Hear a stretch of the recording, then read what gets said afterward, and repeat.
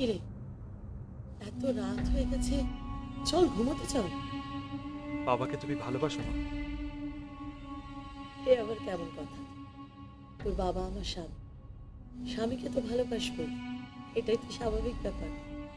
তোমার থেকে যদি বাবাকে কেড়ে নেওয়া হয় তাহলে তোমার কেমন লাগবে মা? এসব আবার কি কথাবার্তা তোমার? চলো ঘরে চলো, অনেক রাত হয়েছে, ঘুমোতে এসো। মা বিশ্বাস করো, আমি ঝুমকোকে ভালোবাসি। আমার থেকে যদি ঝুমকোকে কেড়ে নেওয়া হয় তাহলে আমারও ঠিক একই রকম কষ্ট হবে মা। ভাই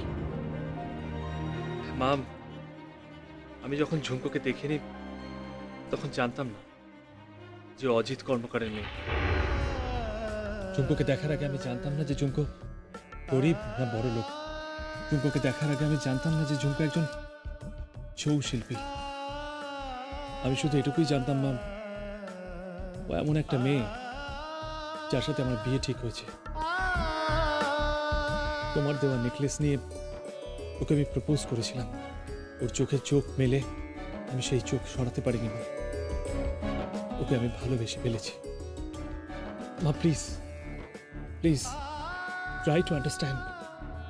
আমি ঝুমকোকে ভালোবাসি মা। তুমি তো আমার মা। আমার ভালোবাসা, আমার দুঃখ, কষ্ট সবটাই তো আমি তোমার সঙ্গে শেয়ার করি মা। প্লিজ দয়া করো, আমার সঙ্গে ত্রিধার বিয়ে দিও না। আমরা কেউ সুখী হব না মা। প্লিজ মা। মা আমি ঝুমকোকে ভালোবাসি, ঝুমকোকে ভালোবাসি মা। তুই আমাকে ভালোবাসিস না? বাসিস না আমাকে? তোর বাবাকে ভালোবাসিস না? এই পরিবারের কাউকে ভালোবাসিস না তুই? এই পরিবারের কারোর প্রতি তোর কোনো দায়িত্ব নেই? আছে মা, কিন্তু কোনোটাই ঝুমকোর বিনিময়ে নয়। টুবাই, এই মাঝ রাতে তোমার অনেক নাটক আমি দেখেছি, কিন্তু আর নয়। একটা কথা কান খুলে শুনে রাখো, বিয়ে তোমাকে ত্রিধাকেই করতে হবে, ত্রিধাকে। এটা তুই পরিবারের সিদ্ধান্ত, আর এই পরিবারের সবাই মিলে যেটা ঠিক করে সেটাই মেনে নিতে হয়। এটাই এই পরিবারের নিয়ম। তাই ঝুমকোর কথা বলে মাঝরাতে আর সময় নষ্ট করো না। চলো ঘুমোতে চল। আমি ত্রিধাকে তো বিয়ে করবোই না মা।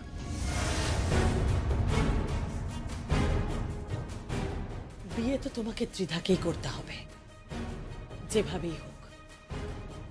অত ঝুমকো ঝুমকো করো না।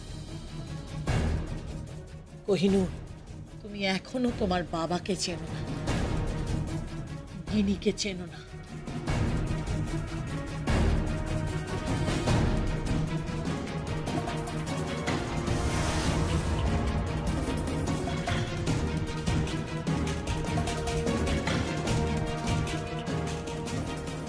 আই এম সরি মা।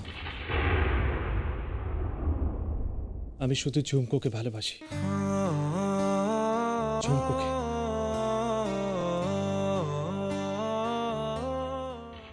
দুবাই, দুবাই, ওই দেখো এখানে বই মুখে করে বসে আছে। কি খাবি বল? রেঁধে দিও না কিছু একটা। ওমা, এভাবে বললে হয়?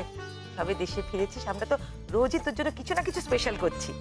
আজকে ছোট দাদু বাজারে গেছে, আমি বলে দিয়েছি মাটন, চিংড়ি আর পমফ্রেট আছে বড়। ওসব খাইয়ে কোনো লাভ নেই কাকিমা, ওনার মুখে রুজবে না। বিদেশে থেকে এসেছে তো, ফুড হ্যাবিটটা একদম পাল্টে গেছে। মা, একটা কাজ করব, আমার কাছে না মেক্সিকান ভালো রেসিপি আছে, বানাবো, দারুণ হবে কিন্তু ব্যাপারটা। এই দাঁড়া দাঁড়া দাঁড়া দাঁড়া, দেখি দেখি দেখি, শরীর টরীর ঠিক আছে তো তোর? মানে না, আমাদের নোলকরানি হঠাৎ করে রান্নাঘরে হাত পুড়িয়ে রান্না করতে যাবে তাই ভাব। কেন, আমি কি রান্না বান্না কিছু করি না নাকি? আরে না না না, রাগ করার কি আছে, করো তো মা, খুব করো। এই 9 মাসে 6 মাসে এক আধবার। আচ্ছা ঠিক আছে ঠিক আছে। ভালো মা, ছোট দাদু তো এখনো বাজার থেকে এলো না। ওই আর একজন মানুষ বাজারে গিয়ে রাজ্যের বাজার করে ফ্রিজ বোঝাই করে দেবে, নিজে কিচ্ছুটি খাবে। আর আমাদেরকে খেতে হবে, আর খেয়ে মোটা হতে হবে। কি রে টুবাই, টুবাই, এই বইটা ছাড় তো।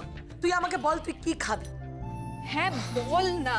আরে শোন না, বলছি কি যে মেক্সিকান কিছু খাবি নাকি চাইনিজ কিছু রান্না করবো বল। আরে না না, বাঙালি খাবার পর ইলিশ পাবদা। এক মিনিট না, আজ আমি নিজে রান্না করব। হ্যাঁ কি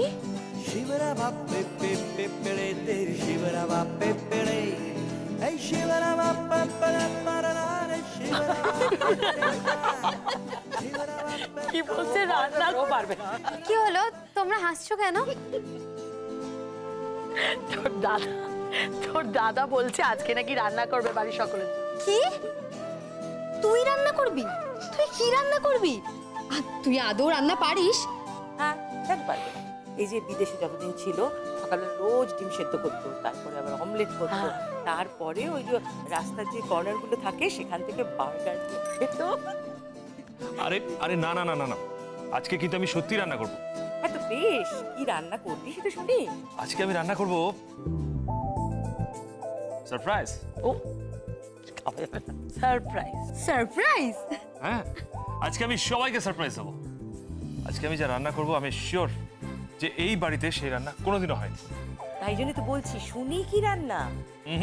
বলা যাবে না, বললাম না, ওটাই তো সারপ্রাইজ। কুসুম, হ্যাঁ বলো। তুই একটা লিস্ট কর। আচ্ছা ঠিক আছে ঠিক আছে, কুসুম না লিস্ট করবে। আচ্ছা আমাকে আর কাকিমাকে অন্তত বল, আর কাউকে বলিস না। বললাম না ওসব বলা যাবে না। যখন তোমরা খাবে তখন সবাই আঙুল চাটতে থাকবে। কুসুম এদিকে আয়। ভয় লাগছে। দেখো ওই দেখো কি কাণ্ড। হ্যাঁ খুব ভয়ের কিছু একটা, খুব ভয়ের। আমার তো এই আজকে খাওয়া হবে তো? কুসুম, জানি না। তুই কিন্তু কাউকে কিচ্ছু বলবি না। না তুই কিন্তু এখন আমার টিম, ওকে? একদম।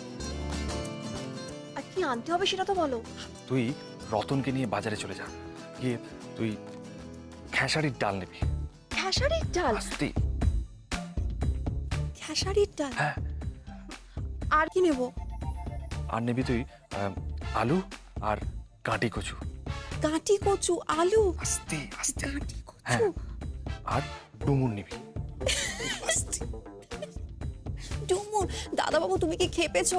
আজ অব্দি এই বাড়িতে এই সমস্ত খাবার ঢোকেইনি। যদি খাবার টেবিলে দেখে না তাহলে ছুঁড়ে ফেলে দেবে। ঢুকবে ঢুকবে, যখন রান্নাটা করবো না তখন সবাই দেখবি আঙুল চেটে খাচ্ছে। দাঁড়া।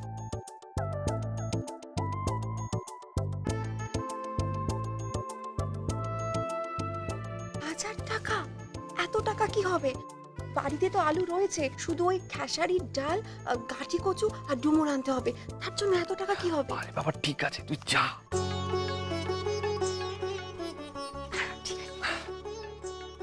এই কুসুম কুসুম কুসুম কুসুম কুসুম কুসুম।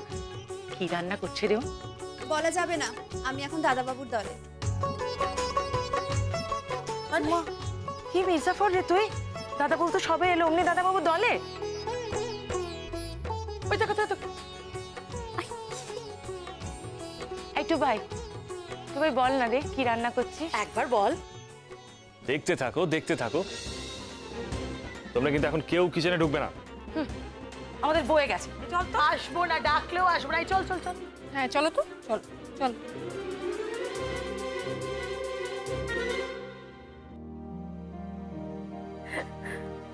দাদা কি ওদিকের কাণ্ড শুনেছেন? কি হয়েছে? আপনার নাতি রান্না করছে। হ্যাঁ, কি রান্না করছে? কোহিনূর। কি রান্না করছে? ও কখনো রান্না করে গেছে নাকি? তা জানি না, আপনার ভাই বাজারে গেছে, কাঁড়ি কাঁড়ি বাজার করে আনবে। জানি না আপনার নাতি কি রান্না করবে। দাঁড়াও দাঁড়াও দাঁড়াও, আমি দেখছি দাদু ভাইয়ের কর্মকাণ্ড।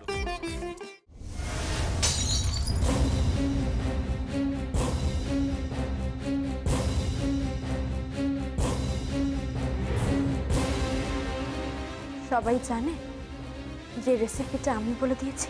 হ্যাঁ, আমি বলে দিয়েছি। সবাই খেয়েছে? না, ছুঁড়ে ফেলে দিয়েছে। আসলে আমি তোমাকে যেই কথাটা বলবো সেটা দাদু শোনা উচিত না। কি কথা বলবেন? I love you.